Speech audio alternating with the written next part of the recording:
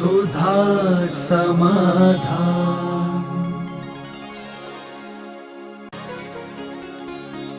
नमोस्तु गुरुदेव। आत्मा के संस्कार पूर्व भव के कर्मों से ज्यादा प्रभावित होते हैं या वर्तमान कर्मों से? दोनों रहते हैं। पूर्व कर्म का भी जैसे अभी मैंने बताया, कुछ कर्म ऐसे बंध जाते हैं जिनके बंधने मात्र से व्यक्ति के लिए परिणाम बदल जाते हैं। जैसे नरक आयु का बंद हो जाने पर कितना भी साक्षात तीर्थंकर राजा श्रेणिक नरक आयु के बंद करने के बाद साक्षात भगवान समझा रहे, 60,000 प्रश्न कर रहे, समोषण में बैठा है, तीर्थंकर प्रक्रिया बंद कर रहा है, लेकिन उसके संयम के भाव नहीं हो रहे, तो अब भी बांधा हुआ कर्म पर प्रभावित कर रहा है। और कभी कभी ऐसा होता है कि वर्तमान के प्रमाद के कारण बहुतायत पूर्व भव का बंधा हुआ कर्म कम प्रभावित करता है। वर्तमान की भूल, वर्तमान का प्रमाद, वर्तमान की अज्ञानता से व्यक्ति ज़्यादा संस्कार विहीन होता है। कर्म बहुत कम संस्कार विहीन करते हैं, क्योंकि निधत्त निकाचित कर्मों की संख्या कम होती है, और निधत्त निकाचित जो कर्म हैं वे हमें संस्कार विहीन करने में बहुत कम कारण बनते हैं। हमारी भूल, हमारी असावधानी, हमारा असंयम भाव, हमारा प्रमाद ही हमें संस्कार विहीन करने की तरफ ले जाता है। नमोस्तु गुरुदेव। ऐसा किस कर्म के उदय से होता है कि गलती कोई और करे परंतु उसका दोष हमें लगे? हमारे यहाँ एक शास्त्र में है कि पंचम गुण स्थान के ऊपर अयस कीर्ति का उदय नहीं होता। यश कीर्ति और अयस कीर्ति ये जीव विपाकी प्रकृतियाँ हैं। दुनिया में अपयश फैल रहा है, इससे कोई फर्क नहीं पड़ने वाला, लेकिन अपयश की फीलिंग तुम्हें हो रही है कि नहीं? बड़े बड़े मुनिराजों का अपयश फैलता है, आचार्यों का अपयश फैलता है, भगवान का अपयश फैल जाए, फैलने में क्या है? भगवान महावीर स्वामी का बहुत अपयश फैला, बौद्धों ने फैलाया, विद्रोही मत वाले ने बहुत फैलाया। ऋषभदेव का अपयश मारीच ने फैलाया, ऋषभदेव का अपयश महावीर ने फैलाया, महावीर मारीच के जीव ने। जब वो मारीच में था, पोता था, तो दूसरे के अपयश फैलाने से अपयश नहीं होता, अपनी फीलिंग। यदि हमें फीलिंग हो रही है कि अब मेरा क्या होगा, मेरा अपयश फैल रहा है, मेरा, यदि आपको फीलिंग हो रही है तो वो अयस कीर्ति नाम कर्म का उदय है। दुनिया में कितना भी अपयश फैले, यदि स्वयं अंतर चेतना से व्यक्ति उसको फीलिंग नहीं करता है, हमने किया ही नहीं है, लेना देना क्या, मुझे मतलब ही नहीं है, दुनिया कहती जाए, तो ऐसी यदि फीलिंग नहीं हो रही है तो फिर अयस कीर्ति नाम कर्म का उदय नहीं है। यदि अपवाद फैलाने मात्र से अयस कीर्ति हो जाए तो कोई नहीं बच सकता, तीर्थंकर भी नहीं बचेंगे, महाराज भी दुनिया में, क्योंकि दुनिया में हर व्यक्ति का कोई ना कोई विरोधी है, कोई ना कोई विरोधी है। हर धर्म का कोई ना कोई विरोधी है, हर भगवान का कोई ना कोई विरोधी है, हर महाराज का कोई ना कोई, हर घर में कोई ना कोई किसी का विरोधी है। कोई ऐसा कौन व्यक्ति है जिसका कोई विरोधी नहीं हो, निंदा नहीं कर रहा हो? इसलिए जैनाचार्यों ने बहुत बड़ी खोज की, यश कीर्ति और अयस कीर्ति को जीव विपाकी रख दिया कि तुम्हारे लिए फीलिंग है तो अपयश है, और फीलिंग नहीं है तो फिर अपयश नाम कर्म का उदय नहीं मानना चाहता। नमोस्तु गुरुदेव। कहते हैं कि श्री सम्मेद शिखर जी की एक बार भाव सहित वंदना करने से नरक और त्रियंच गति का बंध नहीं होता, लेकिन गुरुदेव आज वंदना के भाव और तरीके दोनों ही बदल गए हैं, तो हमें वंदना करने से कितना फल मिलेगा?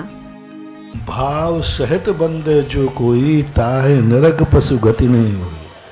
भाव सहित, एक बार वंदना से करने का कोई मतलब नहीं निकलता। वहाँ इसलिए कहा गया है कि सम्मेद शिखर की वंदना के बाद व्यक्ति के अंदर ये परिणाम आते हैं कि वह ऐसे कार्य नहीं करता है जिससे नरक गति हो जाए, ऐसे परिणाम के लिए। तो कभी कभी क्या है, भक्ति और उसके चरम फल को बताने के लिए ये कह दिया जाता है। लेकिन यथार्थ सत्य यही है कि भाव सहित जो बंधे और फिर उन भावों को निरंतर कायम रखे तो मानना चाहिए ये भक्तिप्रद वाक्य कहलाते हैं।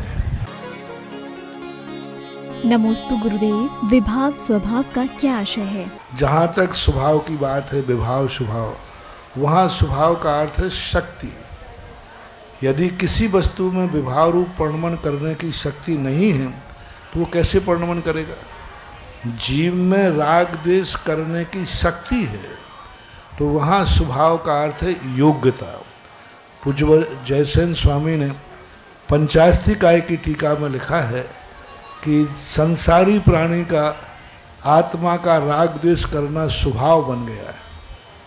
अब वहाँ स्वभाव का अर्थ क्या है कि वह योग्यता उसके अंदर है, वो प्रकट करे या न करे। जल में यदि गर्म होने की योग्यता नहीं होगी तो जल कभी गर्म नहीं होता। तो वहाँ स्वभाव का अर्थ लेना योग्यता। पूज्यवर अमृतचंद सूरी महाराज ने भी 48 शक्तियों का कथन किया, उसमें भी उन्होंने विभाव स्वभाव नाम की शक्ति का वर्णन किया कि आत्मा में विभाव परिणमन करने की भी योग्यता है। सिद्धों में भी राग द्वेष का योग्यता है, सिद्धों में भी राग द्वेष की योग्यता है। योग्यता कभी खत्म नहीं होती, लेकिन अब वो योग्यता को प्रकट करने का निमित्त नहीं मिलेगा। जैसे दूरान दूर भव्य में भव्य होने की योग्यता है कि नहीं, लेकिन कभी अभव्य में भी केवल ज्ञान प्राप्त करने की शक्ति है कि नहीं है, लेकिन वो कभी प्राप्त नहीं कर पाए। इसी प्रकार सिद्धों में भी राग द्वेष करने की शक्ति है, लेकिन कभी वो शक्ति प्रकट नहीं होगी। तो यहाँ स्वभाव का अर्थ लेना योग्यता। योग्यता को स्वभाव लेंगे तो बात बैठ जाएगी।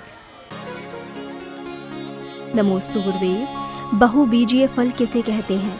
क्या टमाटर, लौकी आदि भी बहुबीजक है? कि बीज से बीज जब जुड़ा हुआ रहता है, एक डंठल होता है, उसके बीच में दल भाग नहीं होता, बीज सीधा डंठल से चिपका हुआ रहता है और बीज डंठल से सीधा लगा रहेगा और बीज से बीज जुड़ा रहता है, वो बहुबीजक कहलाता है। जैसे बैगन, बैगन को आप छील के देखना, बीजों का गुच्छा सीधा जुड़ा रहता है। टमाटर, लौकी आदि इनके बीज अलग से तैरते हैं, कहीं जुड़े हुए नहीं रहते। पपीता है, ये अलग से रखे हुए रहते हैं, कहीं से जुड़े हुए नहीं रहते। लेकिन जो बैगन का बीज है वो बीज से बीज लगा हुआ रहता है, इसलिए वो बहुबीजक के रूप में आते हैं। एक से अधिक बीजों की संख्या मानोगे तो ऐसा कोई भी शायद फल है जिसमें एक से अधिक ना होते हो, तो वहाँ ऐसा है। नमोस्तु गुरुदेव, भेड़ाघाट स्थित श्री शांतिनाथ जिनालय का नाम आपने पयोदय तीर्थ क्षेत्र क्यों रखा? कि यहाँ जो नर्मदा नदी का जल है, इस जल की एक असाधारण विशेषता है कि इस जल की इतनी एनर्जी है कि इस एनर्जी से इसके किनारे एनर्जिस्ट हुए और किनारों में इतनी एनर्जी है कि यहाँ साधुओं ने बैठकर मोक्ष प्राप्त किया। भारतवर्ष की पहली नदी है, बहुत बड़ी बड़ी नदी है, पहली नदी है जिस नदी के किनारे लोगों ने मोक्ष प्राप्त किया। एक भी नदी ऐसी नहीं है जिस नदी के किनारे किसी को मोक्ष हुआ हो, सिद्ध भूमि हो।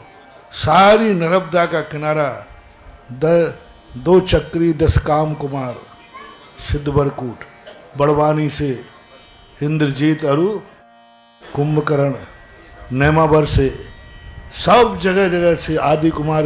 तो ये जो भूमि है इस पर्वत की, तो इसका पयोदय से जल से एनर्जी किनारों पे आई, किनारों से भगवानों ने पाई, मुमुक्षुओं ने पाई, मुनियों ने पाई, इसलिए इसका नाम पयोदय तीर्थ क्षेत्र रखा गया।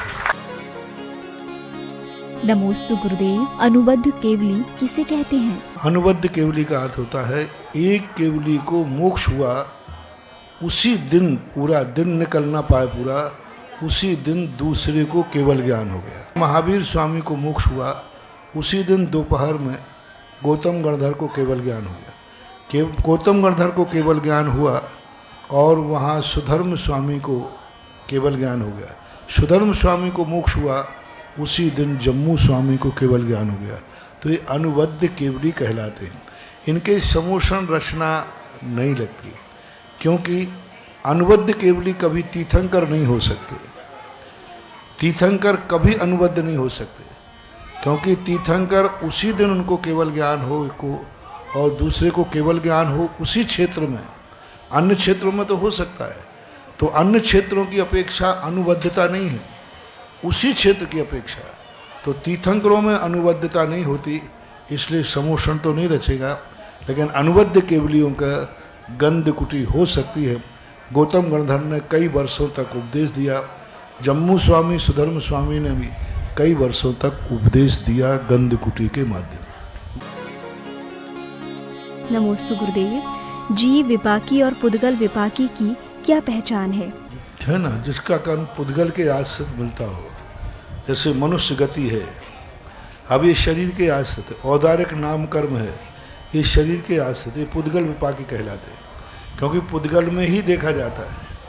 ये शरीर जो है औदारिक नाम कर्म बिना शरीर के संभव नहीं।